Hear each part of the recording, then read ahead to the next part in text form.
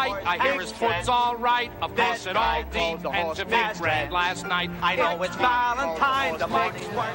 Hello racing fans, and welcome to another edition of Handicapper's Corner, brought to you by the Derby Bar and Grill. I'm Mike Heads along with Drew Forster. We're going to go through the Sunday, August the 4th races at Hastings. We do have 7 races, Drew.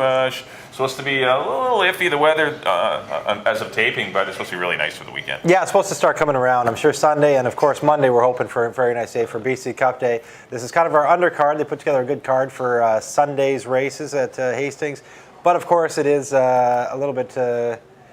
Everybody's going to want to get through these and get on to Monday to BC Cup Day. Exactly. Okay. Christmas Day is the best. That's right. It's like BC Cup Day. This is the eve of BC Cup Day, and definitely 9 races on tap for the Monday. Yeah. And once again, early post 12:50. Big fields too. Big fields. 12:50. We should note everyone that that's 12:50. right. Get out a little earlier on the holiday Monday. As we do start a little earlier. Let's get into the Sunday card, which does start at 1:50. But we got a field of 6 fillies and mares, $8,000 claimers to go 6.5 furlongs. I've landed on the 2 Hidden Harbor. I'm going to try her to win it. I mean, not a brilliant pick, but she's beat a lot of these horses in the past. She's been pretty tough since she got here. She was on a roll. She finally lost one, and sometimes when they lose one, though, Drew, they can regress. Yeah. And she needed some time off, but she's come back with a couple of good works, especially that last one in a minute. So I say all systems go. She's going to get some pressure from Glowing Spirit, Danny's Chant, maybe Camino. But I think Hidden Harbor's race to win or lose. I put the 1-horse Random Highs. I think she could get...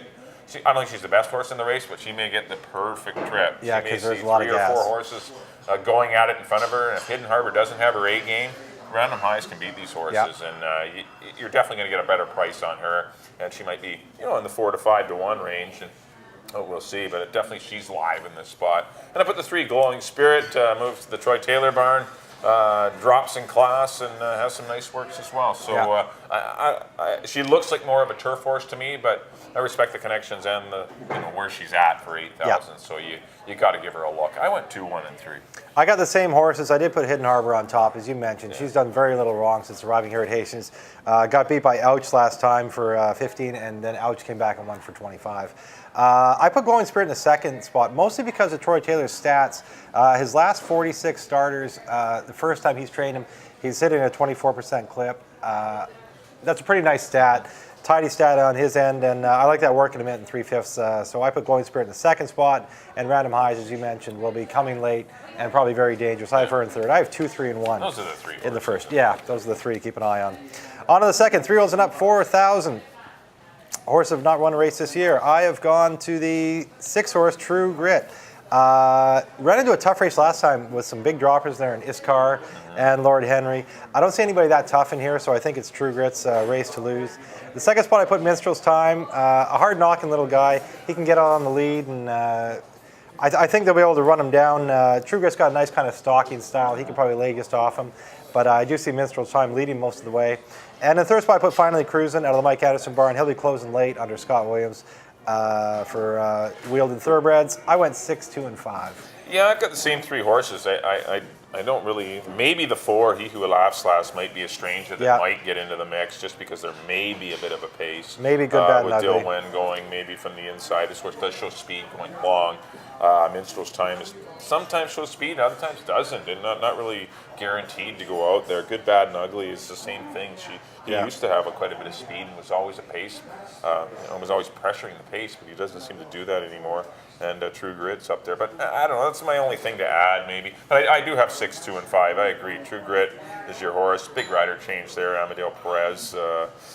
Good run last time off of slow fractions. Even prior to that was a good third to Sufi Dancer. This horse repeats either of his last 2 races. He will take some beating, but I agree with Drew. I've gone 6, 2, and 5. On to the third race. Got some maiden fillies and mares here. Got a field of 6 going postward, 6.5 furlongs. It's an optional 30, and the 3-horse I dig that ran into a toughie and Touching Promise last time, and who we'll see on Monday. Yeah, we'll watch her. She'll probably be one of the favorites in the Dogwood, I guess. Yeah, it's the Dogwood for 3-year-old fillies on BC Cup Day. But I think that should get the lead in here. I don't see anyone to pressure. This race has kind of come up soft, and I think might be her day.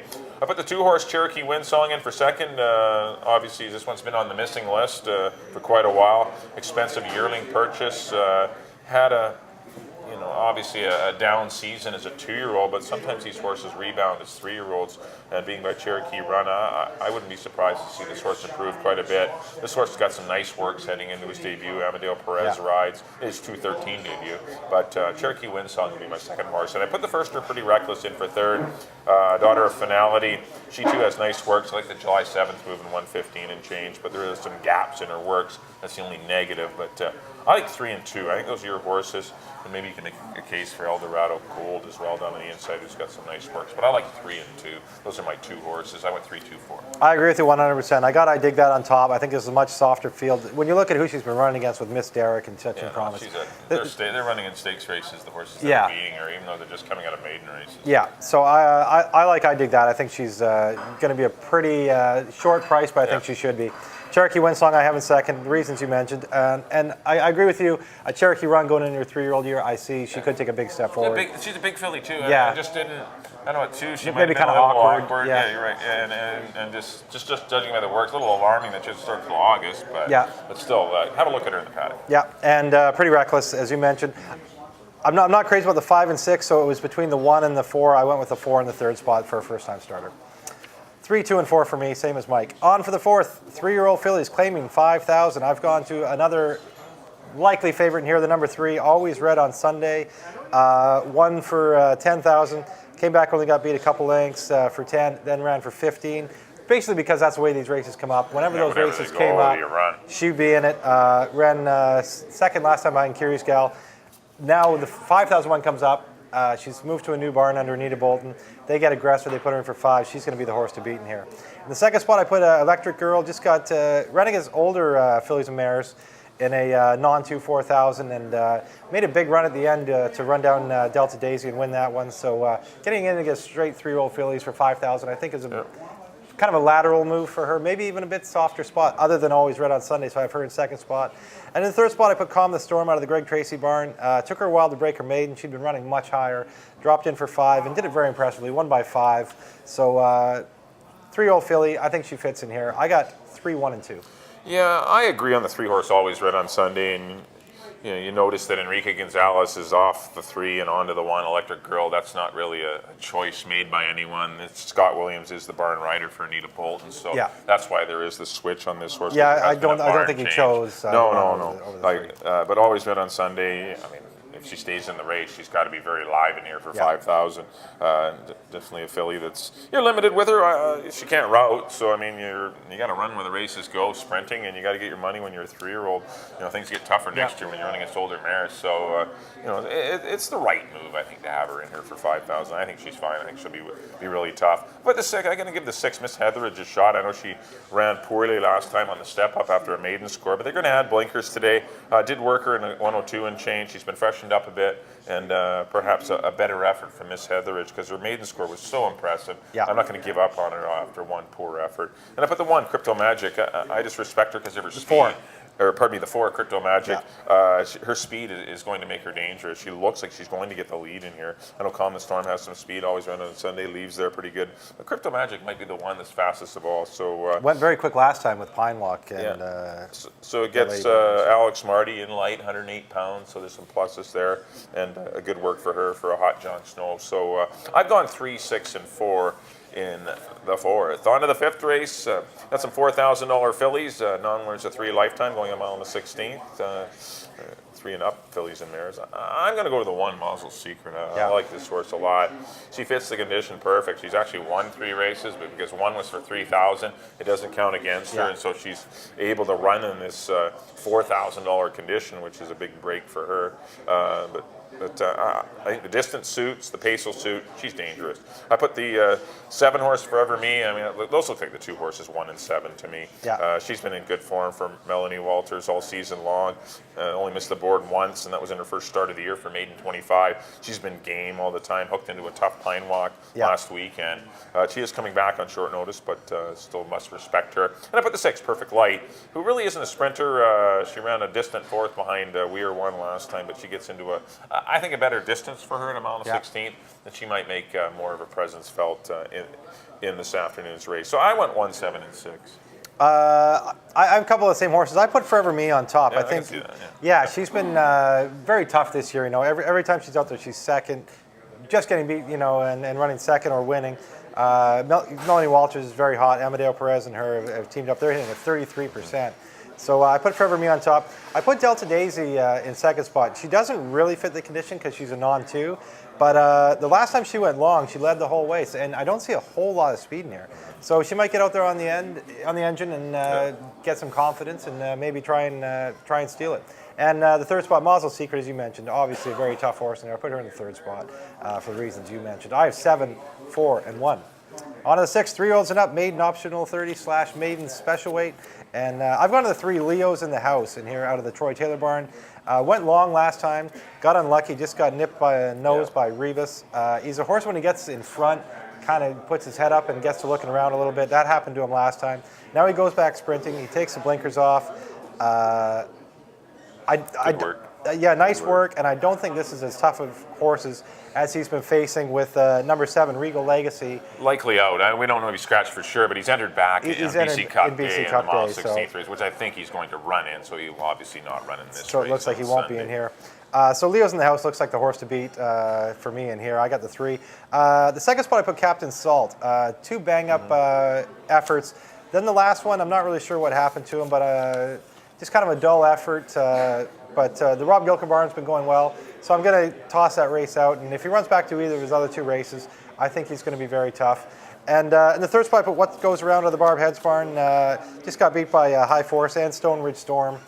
His last start, Stone Ridge Storm came back to win a nice maiden special weight. So I got him in the third spot. I got 3, 9, and 6. Yeah, I agree with the 3 Leos in the house. This horse looks very dangerous.